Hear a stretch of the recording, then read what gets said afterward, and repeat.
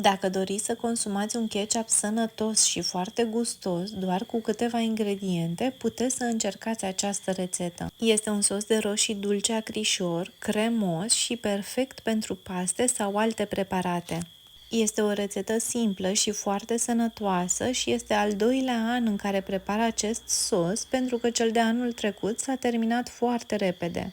Am folosit roșii inimă de bou care au fost foarte dulci și nu am mai avut nevoie să folosesc zahăr și oțet. Am curățat ceapa, am spălat-o și am tocat-o felii ca să o pun la călit în ulei de măsline. Am pus ceapa, uleiul de măsline și puțină apă ca să nu se prindă de oală. Între timp am tocat roșiile.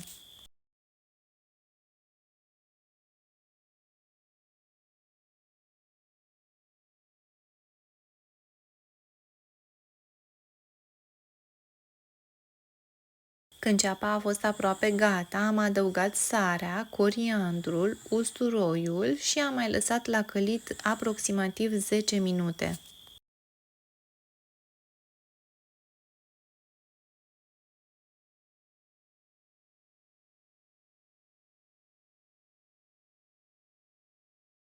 Pentru că am folosit multe roșii, am turnat ceapa călită în ceaun, am adăugat roșiile și am amestecat totul.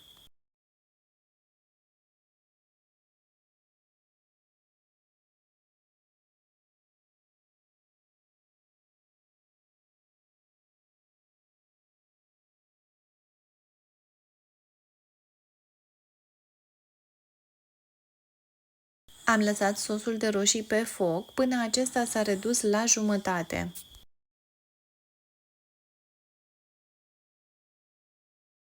L-am luat de pe foc, l-am lăsat să se răcească puțin și l-am mixat cu blenderul până s-a transformat într-o pastă.